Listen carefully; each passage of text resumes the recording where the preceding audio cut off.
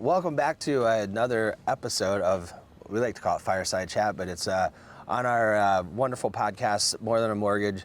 Glad you guys could tune into us today. I'm Mike Black. I'm one of the hosts here today, and we got our wonderful Tom Merritt next to me, and we are blessed to be here today with a really good crew, which you guys are gonna, I think, really love. Our, what is our number 2 Fireside Chat we've got going on? Second Fireside Chat. Second Fireside Chat. You guys should feel lucky. So yeah, I'm super excited just because I think at the end of the day, everyone usually, goes to attorneys when there's problems, and it's similar. Everyone usually comes to us initially when, they've already found a house and they want to buy it. And the reality is really pre-planning, I think, is really the key.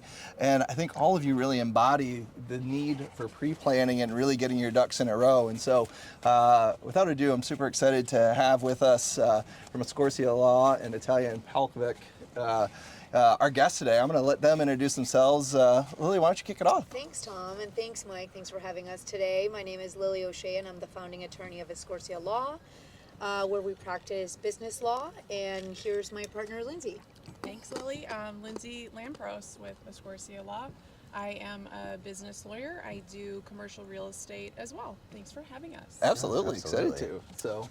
And yeah, I'm Christine Palkovic with Lindsay and Palkovic. We're a mother-daughter law firm practicing mainly in real estate and estate planning, mostly residential real estate.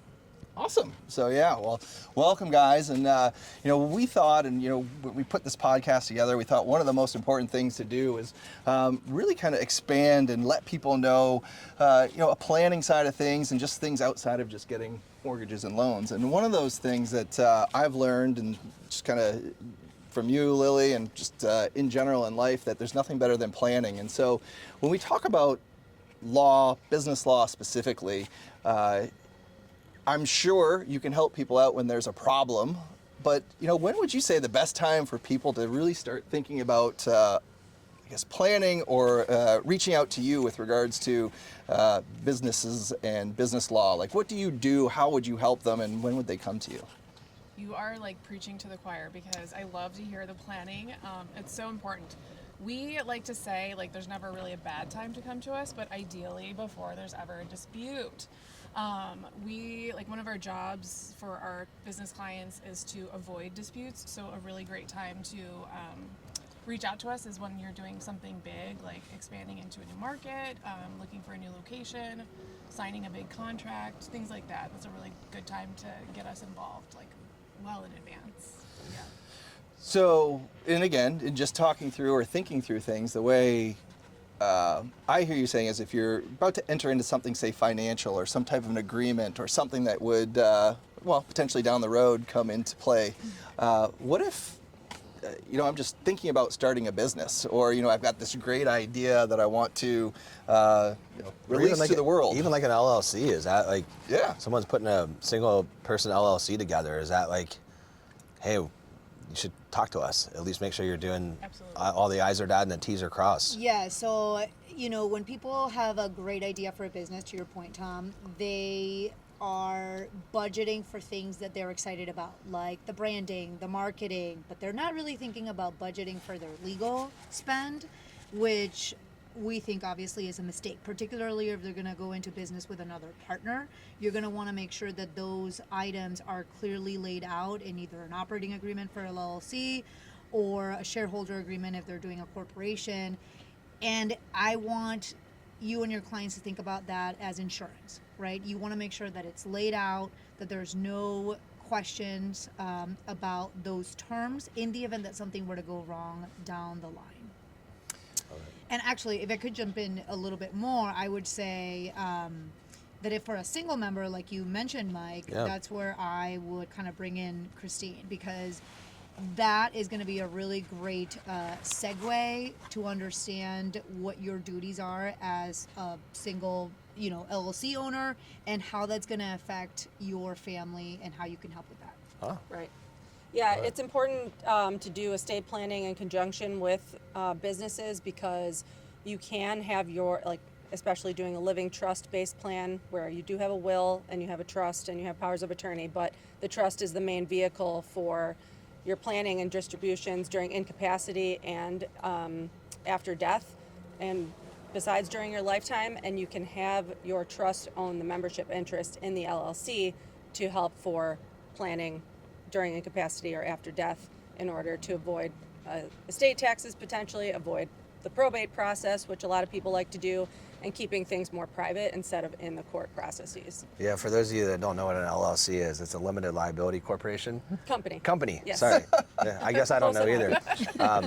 But That's why we're here. yeah, at the end of the day, so going back to that, we have a lot of clients that buy investment properties and they put those into an LLC. Is that ever just as important when you're holding property in an LLC than it is starting a business? It can be for the limited liability purposes, and like they could probably speak to it more, but having that plan in place and having a proper operating agreement, which business attorneys can write up for you, having a succession plan within that, and that in conjunction with your estate plan is really important.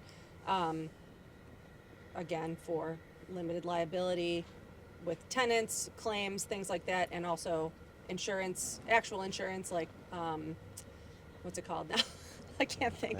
An umbrella policy to Yeah. help with any claims. Yeah. So lots of different things going. And again, maybe just to kind of spell it out. So for me, in terms of estate planning, it's about when I die and passing things along.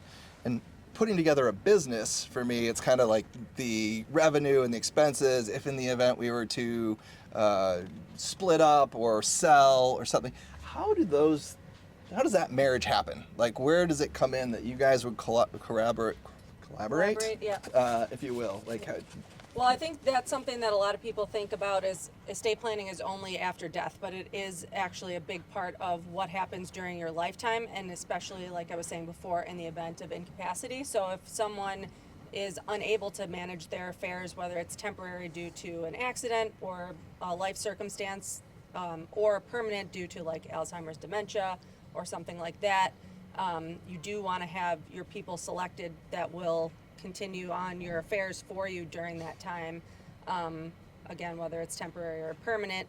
And then so having those people in place in your estate plan as well as in your business agreements is really important. and so that's where the marriage essentially happens with your Yeah. operating agreement or something to that extent. If someone were to be incapacitated or want to, or Yeah, you're already like having those hard discussions and thinking about what happens like to my family when something happens to me, if something happens to me, or when I die. It's inevitable, right? So you're already having that conversation, and if you're also a business owner, you've got to think about what you want to have happen. Yeah. Or whenever you retire, like what do you want to have happen? Do you want to leave a legacy, or do you want to prepare for a sale? Just lots of things to think about, but it's a really great time to like work together because you're already having those hard conversations. Yeah. And especially if it's your primary source of income, right? So as you're already thinking about what's going to happen with your kids, or like they were saying, something, these difficult decisions that you have to make, well, your business is what's going to end up also being a factor there. So you'd be surprised actually how much business can go back and forth between an estate planning attorney and a business attorney. Yeah. Yeah, especially because we're digging into people's assets and where they're getting their income from. And then you ask, like, oh, you've got your LLC or corporation. Do you have an operating agreement? Do you have a shareholder agreement? And a lot of people are like, what? No, what is No, that? I need that. I'm like, hold on. And that's kind of funny because in Illinois it's so easy to open up your own LLC, but if you don't know the actual rules of what's contained in the LLC Act, which is a statute that was passed by the legislature of Illinois, then you're just kind of holding your company to what the legislature decided and not the terms that you yourself have decided. Yeah. And no one's reading that. Except Usually, for the lawyers. except for the lawyers. Lawyers. Mostly only the lawyers. Yeah. No, that makes sense, obviously. I got a question for Christine is, what, at a minimum, because we ran into this recently, my mother-in-law's been sick, and what's like one thing you recommend doing if you're not in a position to do like an estate plan, like what's the number one thing I think people should do ahead of time versus waiting until the last minute? Yeah, definitely powers of attorney. Power of That's- attorney for property, power of attorney for healthcare. I think people don't really understand. They're like, oh, I'll just add my son or daughter onto my bank accounts and they can get access to them. Yes, however, then it's their asset. If they have businesses and have liabilities or creditor issues, that is also their asset because their social security number is tied to it. Honestly, that was like the number one thing that we look back on and that we did. She got power of attorney for her mom, and like we've had to make so many different like difficult decisions that if we didn't have that, when she becomes to the point where she can't make her own decisions, The alternative is it guardianship. sucks. yeah, In guardianship. court, the court is looking over all of your assets. They're scrutinizing everything you do. You have to get permission to spend money for the ward, and yeah, it's Yeah. usually very unnecessary, especially if you have trusted people in your But I family. mean, I can see especially like having the business where the synergy comes in with you guys. Like, you got to have both pieces to like really have things tight knit. And we're talking about regular folks here, right? Yeah. We're talking about regular folks, but take into consideration high net worth individuals. So if you're a high net worth individual, you're gonna have a whole other different menu of options where your business and your estate plan are gonna have to work in synergy. Yeah. Yeah, for estate tax considerations, capital gains tax considerations, all that. So you kind of got the lay of the land on like what you should be doing.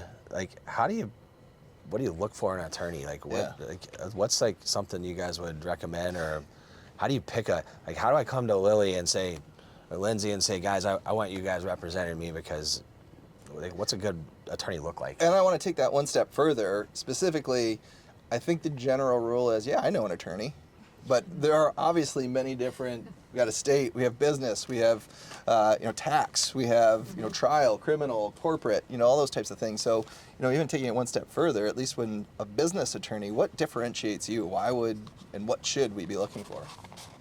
No, go ahead. You have a good answer for Oh, I this. do have a good Yeah. answer. Okay. Well, Elevator when you're- pitch. Yes. When you're looking to work with an attorney, I like to say there's three main things to look for, and that's experience, Sure. personality, and availability. Experience kind of ties into what you were saying, Tom. Chicago is a huge city, so we're not like practicing family law and criminal law and suing people. Like, we're focusing on And there our are like 5 niche law areas schools here. Right. Yeah. Right. Yeah. So your like neighbor's best friend or sister who does criminal law is maybe not the best choice for if you want to set up an LLC, right? So you want to look for someone who's experienced in business law, if that's what you're looking to do, set up an LLC or what have you. Availability is just minor, maybe more important for like one-off clients. If you're like, I want this like tomorrow, that's like something good to tell your lawyer, right? And then personality is a big factor. Like we really want to be a part of our client's team, and if you're looking like to work with us long term to grow and scale, like you should vibe well with your attorney and have a good rapport. So personality is a big factor. Aligned priorities as Yeah. well. Yeah. I like Makes that. sense. No, absolutely. So I'm starting a business. What's kind of the first step that I want to take, or what do I want to do, and how do I know which way to go?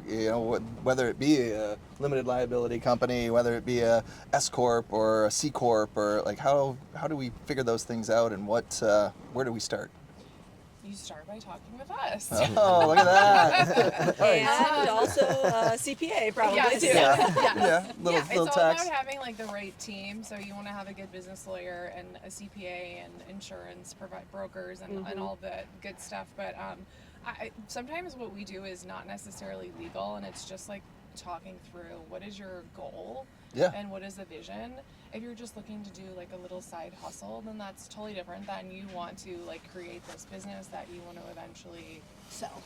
Yeah. Totally different. You will have different like liability concerns and all of that. So I think just having like a simple conversation with the potential client about what are your goals, what are you looking to do, what do you want from us, because we can be as involved as clients want us to be.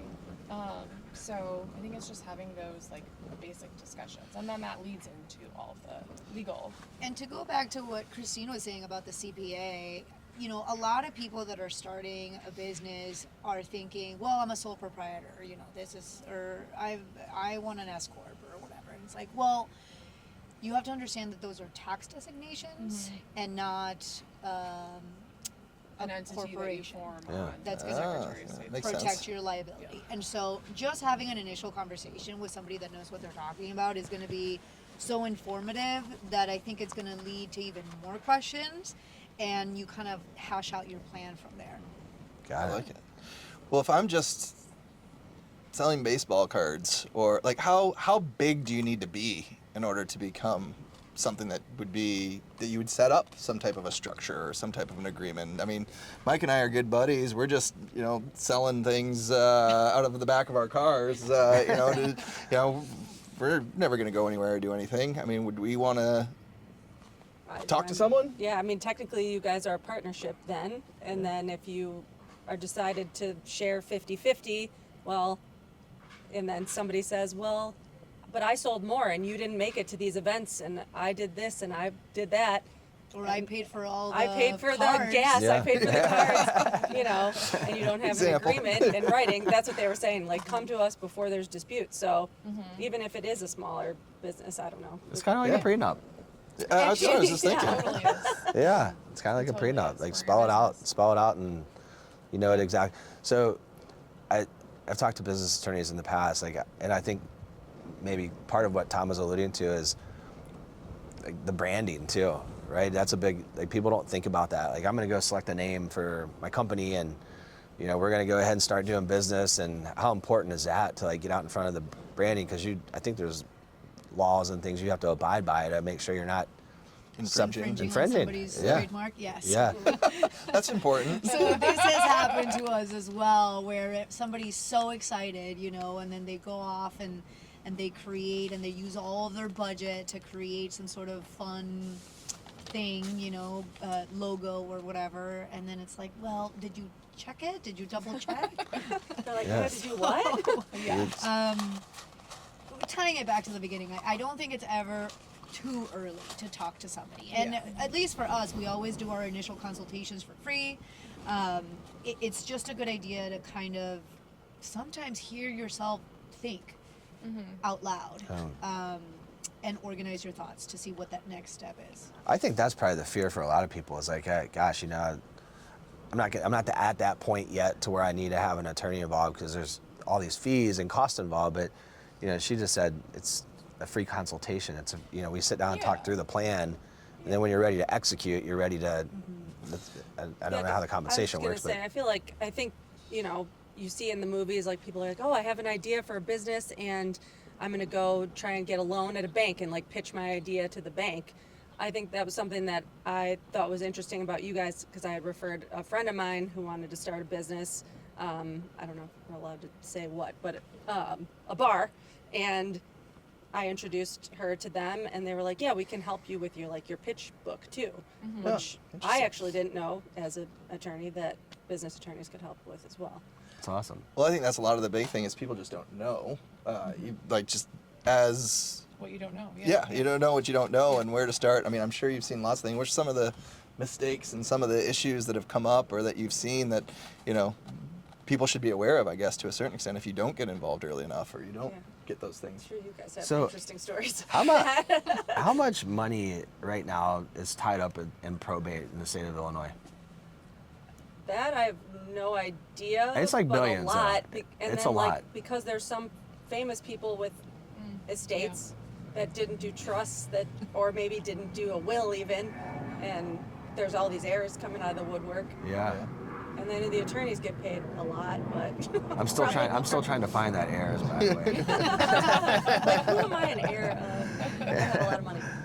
The rich uncle. There you Jack go. Black, maybe. That's I don't know. Maybe. There you go. I think like sometimes clients come to us asking like, can we look over this before we sign it? And it's very clearly something that somebody put together from clauses they find on the internet. Ah. The DIY contract. Yeah, Legal Zoom, getting the Yes, $29.99 and it's, membership. You know, it's like sometimes it's fine, but it's just never going to be tailor made to what you need it to be. And so often I'm finding well, this is just so ridiculous. Like, if you ever want to enforce it, you're probably not going to be able to enforce that. And like, you think you're protecting yourself by having this crazy clause in there because it just sounds, official, whatever. Yeah. But it's probably hurting you because it's not enforceable in the long run. So, I don't know, DIY contracts coming to us too late. I mean, it's never really too late, but like, we want to avoid the disputes before they happen. We don't want you two fighting over selling cards out of your Out of the back of the car. have it all. We've had a potential client come to us because they made a business loan to somebody and then they Oh, did yeah. not use, anything to secure that loan, and so now they're upset because they've never received their repayment. It's, at that point we would just refer them to a litigator. Yeah. And then the real concern for that person is the litigation going to be worth what they The fight. owe me? Because Yeah. attorneys that are, litigators, with the exception of personal injury and workers' compensation, do not work on a contingency basis. They work on an hourly basis. So, gonna if somebody cost. owes you $70,000, that might be the cost of litigating it. Yeah. Yeah. Well, that would suck, obviously. It's not usually the case. If somebody doesn't pay you back, Right. I mean, those are your options if you don't have a contract. Yeah. Yeah. How does a business owner even get to that point to know, like, because you mentioned structure earlier, like how does like a business owner like know what structure is right for them? How do you guys tailor that? I think that's a great question, and it goes along. I'm going to give you a very lawyerly answer. It's going to depend on your personal situation and what your CPA is going to say based on what they know about your finances Okay. and what the business is as well. Tax considerations and all that Gotcha. fun stuff. So it's kind of like, I mean, when you throw it back into our world, it's like we could give everybody a 30-year fix, but that might not be the right solution for them in their lives. So you got to know a little bit more about them, do a deep dive, talk to their CPA. Like Yeah. Right. you have to know like what they're up against to like structure it the right way. Yeah. Love that. And I think it goes along with us not only doing legal work, but also consulting with what their business strategy is. Yeah. That's Which is really cool that you guys brought that up and mentioned that, because I'm not sure that all business attorneys will do that. I think some will just say, go talk to your CPA, tell me what kind of entity you want, we'll put it together for you, and then here you go. So I think Yeah. you guys have a lot of integrity with what you do, which is awesome. Thank you. Well, like she was saying, we try to be a part of the team. I mean, we're trying to build something where we have long-term clients. Yeah. Especially if it's an operating business, there's going to be needs that come up. Yeah. That's kind of like how we operate too. Like, a lot of clients will come to me, do you know divorce? Do you do divorce? Do you know divorce attorneys? Do that? I'm like, nope, but I'm glad that you are calling me because you obviously trust me, and it's nice, when attorneys have that kind of business where your clients are just like, you're the go-to, the gal gal, whatever, but you know what you're sticking to with your practice areas and working to find other people who can help them out. How often do you come across like the divorce situation? Is that like, does that run into your world quite a bit? Or? Mostly involved in real estate. Yeah. And selling property as part of the divorce decree and agreement, a Yeah. marital settlement agreement. I don't do any divorce work. Yeah. Definitely recommend great attorneys for that. Recommend prenups if people start talking about getting married. But if that does that all kind of tie into one another? Like if you have your estate laid out correctly, whether you have a prenup or not, like does that kind of help spell things out a little bit better for someone that's going through a tough time in their life and they're splitting? You're talking about like, can their estate plan? Yeah. Can their estate plan have some control over it, or is Your that? estate plan can say things about what remarriage more so. Typically, if you are getting divorced and you have either a joint trust or separate trust and you're naming a spouse, or wills, obviously, you're going to want to redo the whole thing, Okay. unfortunately. Gotcha. It comes into play sometimes for us because people don't necessarily realize when they're, like the two of you, for example, going into business together, you have to think about if one of you gets divorced, potentially your spouse could get some interest Yeah, in the I've seen car that. selling business, and you might not want to be in business with Yeah. wife, so like Yeah. or ex or whatever. You Yeah. know? Yeah. So it does come up, not as often, but it's like we just always have to have the hard conversations. Absolutely. Worst case What if scenarios. the Yeah. So breaking it down even, and I was just thinking about this, even getting more basic, what is a trust?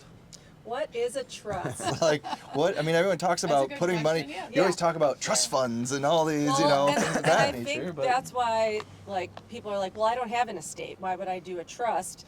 Well, in Illinois, the probate threshold, and I guess probate avoidance isn't like the end all be all because it's not the worst thing in the world. But if you want to make sure that to avoid costs at your death for your family, you can have a trust that will hold title to real estate, can hold title to various other assets. Like I mentioned before, it can even hold membership interest in an LLC or the shares in a corporation. So that helps to just plan, again, for incapacity or disability and after your death. So it basically just lays out what happens in the event of incapacity. So I can't handle my affairs anymore, my son or daughter, or potentially, depending on how much money you have, you name a financial institution to manage that money because they're your fiduciary, and then what those assets can be used for, your care, whether or not a property should or should not be sold, whether you want to maintain yourself in your house if you need extra care as you get older or something like that. And then after your death, how your assets are distributed to your heirs or charities. And it can also help with estate tax planning and estate tax avoidance if you have a spouse for those purposes. So what's the difference between that and a will? So a will and a will only deals with after death assets. Okay. So wills are only for that purpose, and that's why you would want to have powers of attorney for property and healthcare. So during incapacity, an agent can make decisions for you financially and with regards to healthcare. A trust is more for lifetime planning and succession and ease of succession to people who you've named that you trust to take over your affairs for you. Gotcha. Yeah. So that's why they kind of are married to a certain extent. One's for, well, death, and then the other would Yeah, be so- pretty much everything else. Yeah, typically if you do a trust-based estate plan, you will still have a will, but your will just says everything goes to my trust Gotcha. for the distribution, and then there's reasons to have the will in place in case of things that are outside of trust, so the executor can take it and give it to the trustee. Is it, from a financial perspective, is it shielding you from taxes, or is just basically the probate, if you will? It's not really shielding you from taxes. It is potentially shielding you from estate taxes, and then it also can potentially give you some additional creditor protection, depending on how it's structured. Interesting. Mhm. So it's a good thing to have. Yeah. It is a good thing to have, especially if you own real estate or have assets over $100,000 or you own business. I was gonna ask, like, when is the time to get it? Like, so if you have assets over $100,000, it's usually recommended to. Yeah, I mean, that's the probate trigger. You can obviously name beneficiaries on accounts, and then it just passes to those people. But if that's, not really what you want, it just, So for those of you out there buying a house, accumulating assets, like that is a time that you should consider. And it's okay on our side too to I was like gonna close say. in a trust. Like, I've got all my properties in trust right now. I mean, it's okay to have it set up like that. In fact, it's, as Christine would tell you, recommended. So, I would even double layer it and say have your property be owned by an LLC and the LLC membership be in trust. you can do that for sure too. okay. There you go. You made your head spin. I think I understood that one. And expand on that. Like, what's the basis behind that? You want to answer that? Go for it. Okay. Well, depending on what you're using the LLC or the real estate for, you may want to limit your liability. Like if it's a commercial real estate property that you're buying to rent out or whatever, you want to make sure that your tenants cannot come after your personal assets. So we're shielding that and putting it into an LLC. which a lot of people do that. A lot of people buy their real estate into the LLC. Yeah. And then you would do an operating agreement where the membership for the LLC, instead of it being you personally, would be in your trust in the event that you were to pass away or become incapacitated, as she was indicating. Then that asset, which in this case is the LLC, and the only holding it has is the real estate property, would just go, down the line to your beneficiaries as you laid out in your Yeah. trust. Smart. Very smart. Potentially also shields you for a little bit. And it gets a little harder on the residential side to pull that off, but like when you're talking about, hey, I own my building that I work in, like, and we own a couple of different commercial properties, like, I think that's what you're alluding to for the most part. Yeah, but I think yes and no. Sometimes when I say commercial, you're hearing like a big, I don't know, warehouse or something. Yeah. Sometimes people just buy a condo that they rent out. Yeah. So it's technically a residential property, but they're going to be using it for business purposes. Oh, yeah. So that would be something that would qualify. Oh, absolutely. Yeah, if I could give an example, like a friend of mine purchased a multi-unit building. He was living in it with his wife and kids for a while. They decided to move out, and then they have renters in there. They transferred title to the LLC, but they did initially purchase the property with a loan in their own name, so we did have to get permission from the lender to retitle it to the LLC. Most of the time, the lenders are okay with it if there's both of the borrowers are also the members. Yeah. Or their trust is fine. And we see that now too, just obviously for protection purposes, for suing, And we actually have loans today where you can do it in an LLC. From the beginning. They act as a residential, but you can close in an LLC. So mostly investment wise, but something like that you're talking about would fall into that category. Right, exactly. So I know we touched on it a little bit, but just kind of recapping. So what would be some of the biggest risks for business owners, just without necessarily going through the right steps in the beginning, and even in succession planning, if you will, that could end up where they may not be aware of, I guess, if that makes sense? I think like one of the main things that we want to do for our clients is just be comfortable and confident moving forward and growing their business. And so a lot of what we do is educating our clients on what is in this document that is 57 pages, and understanding the risks associated with it. A lot of it is indemnification or limitations of liability.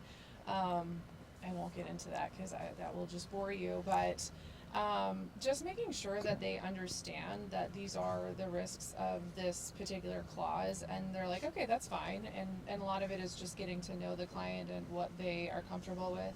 And then you maybe don't necessarily have to have as detailed a conversation later on, but it's a lot of just educating to make sure they understand and explaining what the risks are. Yeah, I would agree. I guess that wasn't super specific, but Well, I mean, like she said, if we're going through their structure or any particular document and you outline, okay, this is low risk, medium risk, high risk, and this is why, and as you get to know that client, yeah. you almost kind of know what their answer is going to be. Yeah, I just had, we just signed a client. He's doing a franchise and looking through the franchise documents, and I'm like, okay, well, did you know they want you to have a personal guarantee? Like, you want to shield your personal assets into, in this case, he's doing a corporation for other reasons. But, having a personal guarantee is opening up your personal assets. And he's like, what? We didn't talk about that. I don't want that at all. Deal breaker. Yeah. So those are just like, educating them on this is what this means, and making sure that they're comfortable with it. Yeah. Yeah, I know, just in passing, we've talked in the past too, where, people that don't go through the process of having some type of a operating agreement, LLC, whatever, some of the ramifications of that too. I think, the business does explode and it does, go somewhere, and now one individual loses all their ability because maybe they came up with the idea, or maybe they think it's theirs, or, just kind of, I guess, the definition or the defining the. Yeah, Tom is talking about a client that we had, and I shared this story with him, where it was two brothers, and one of the brothers passed away, actually, and this was a client with Christine as well. Yep. Oh yeah. And so it's very difficult for the surviving children and spouse because they didn't have anything in writing and all the paperwork only showed the surviving brother. So now it turns into a fight. So like I said, it's having insurance, making sure your paperwork matches how you're treating the business, and if you're treating it as a partnership, your paperwork should reflect that. Yeah. Isn't it crazy how death brings on fights? Grief does crazy things to people. It does. Yeah. It's like, well, and I think money is really the driving factor Yeah, behind it money. all, right? Grief. So, Yeah. any final thoughts that you guys want to leave everybody with on both sides? I think. No, this was great. I mean, like Lindsay said, one of our goals is to educate people, and we try to keep our overhead low so that we can offer, pricing that is competitive, so that this is something that doesn't feel out of reach, particularly to new business owners. And it's important. It's important to get your affairs in order. Yeah, and maintaining accessibility for everybody is important to us too with Italia and Palkovic, because we do have a lot of seniors who don't have a lot, but we want them to plan as well. So yeah, do your pre-planning. Yes. Don't wait till the last minute. Yes. I know, yeah, like you were saying, it's hard to talk about the hard things, especially death, but it's inevitable and it impacts businesses and your personal affairs as well.